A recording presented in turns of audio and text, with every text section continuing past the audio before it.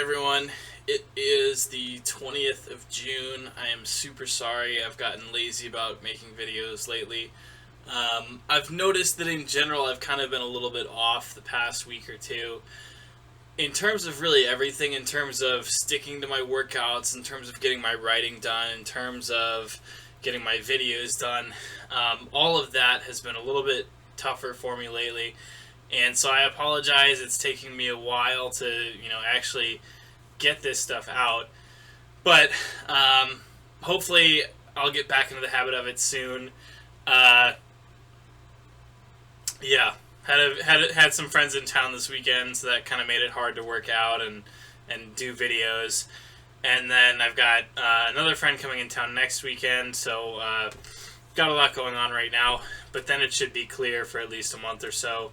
So hopefully things will gel a little bit better in in the coming weeks. So the topic I wanted to talk about today, because this one has waylaid me and has brought me, it's one of those little obsessions that I've gotten into that happen every now and then, is the Colorado experiment. So for those that don't know, the Colorado experiment was a stunt that was pulled by Arthur Jones, who's the inventor of the Nautilus, fitness equipment, and the founder of the company Nautilus, which makes the equipment.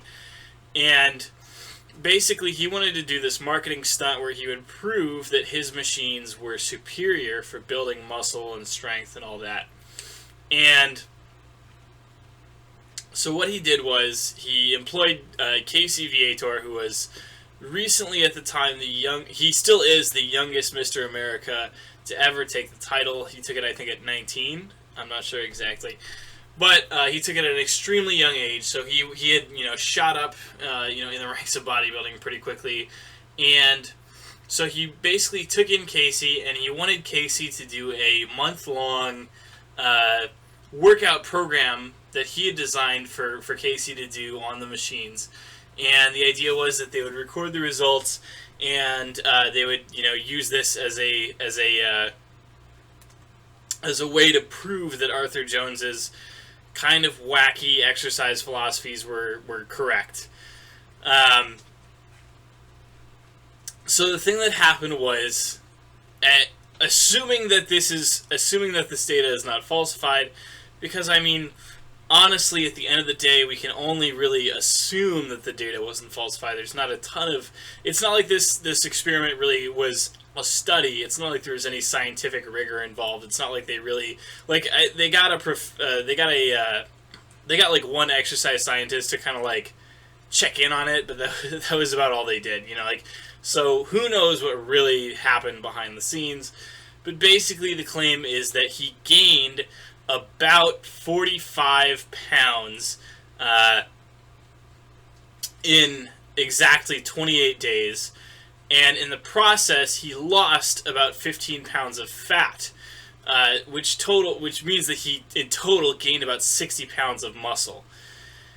And they also claim that he went from about a 12% body fat to about a 2% body fat, which is already a bit suspect because getting down to a 2% body fat is a little bit hard.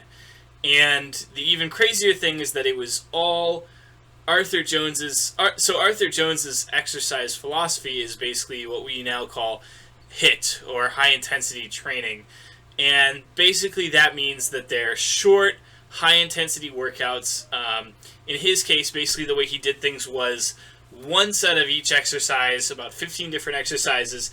You would do each set to failure, complete muscular failure, and you would rush from one exercise to the next as quickly as possible, so that you could get the whole thing in as fast as possible.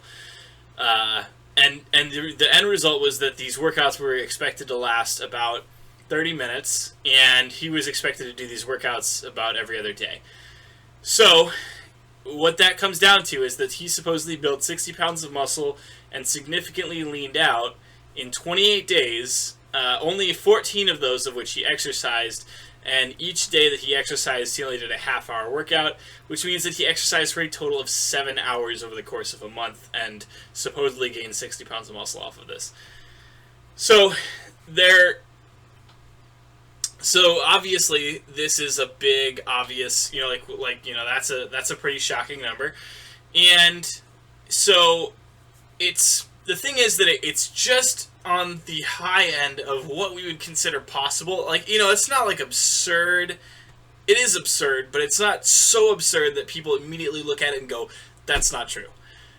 They see it and they go, "Okay, that's maybe true." It's believable enough that they go, "Oh wow, maybe I should try this out." And I'll tell you that this is the exact same premise that the 4-Hour Body by Tim Ferriss was built on. It's basically just a retread of that.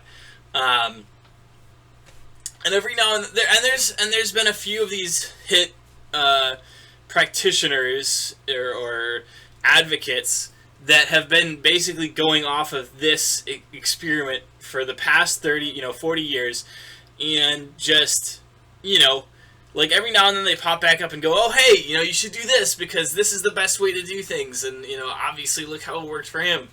Now, of course, no one since has been able to replicate anything near what he did. Some people have been able to gain, 20 or 30 pounds, maybe. And in many cases, that was because they were beginners who were just starting out and, hadn't really tried a serious program before. In fact, one of the huge factors in Casey Viator's case, one of the reasons that he was able to gain, assuming he did, 60 pounds of muscle, was that he had basically lost about 50 pounds of weight through a combination of not training and an injury that left him bedridden. And of course, you lose a lot of muscle really quickly when you're when you're bedridden at the hospital. So as a result, he had lost he had been at that weight previously. He had lost about 50 pounds, and then he jumped back up. So there's a thing going on there, which is what we like to call muscle memory. And what that means is that when you build muscle up, you're also essentially building up your myonuclei, which are partially responsible for how easy it is for you to gain muscle. And you lose those at a slower rate sometimes than you lose muscle or strength. And the end result is that that's the reason why athletes who have been training for years are able to take like a month off and then snap right back into, where they were before. They regain their qualities extremely rapidly relative to ordinary people who have not been training for nearly as long. So that's one of the huge reasons why he was able to get that number, or, somewhere in that ballpark, assuming that number is roughly accurate. There's also the possibility of steroids. He denied it. Arthur Jones denied it. Arthur Jones, one of his odd, wacky training philosophy things was that he didn't believe that steroids worked, and so, or at least he claimed to believe that. He could have been just saying that for marketing purposes later on. But yeah, so is there a possibility that he was taking steroids? Yeah, probably. I mean, we can't really know for sure. All we really have now is testimony, and this experiment was 40 years ago at this point. So, of course, like everyone who's involved is, dead or, so far down in, the annals of bodybuilding history that it's, there's no chance that we'll ever really know definitively what happened. So, I'm writing up a very long, very detailed explanation of exactly what was potentially going on and all the issues and controversy surrounding it. The main thing I'll say is that this looks and smells and has all of the hallmarks of a marketing stunt that was designed solely to sell equipment and sell programs. It's the same kind of thing happens all the time now, where someone will, lose weight or, purposefully detrain, and then they'll, get on this crazy fancy new program they're supposed to be selling, and then to prove that it works, they'll, miraculously start doing the program and snap back up to where they were, with very little effort, and they go, "Oh, it's just the program, it wasn't the fact that I had been training seriously for years and years before I, detrained and then tried the program to snap back to where I was." So it's one of those things that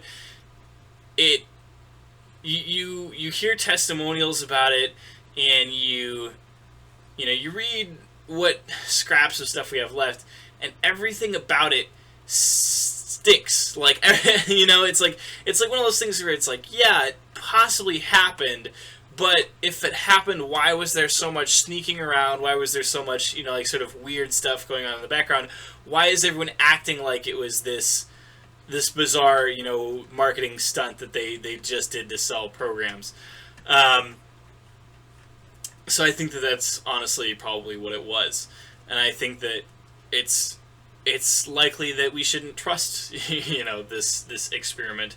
But of course, again, people are always popping up to use it as a justification to sell programs, and there's guys that have been doing it literally since the day it started. Like, I think Ellington Darden is like still like he was the one who wrote the reason this all pops back up is that T Nation wrote an article about it, or Darden wrote an article about it for T Nation a few days back, and of course that sparked interest again because we're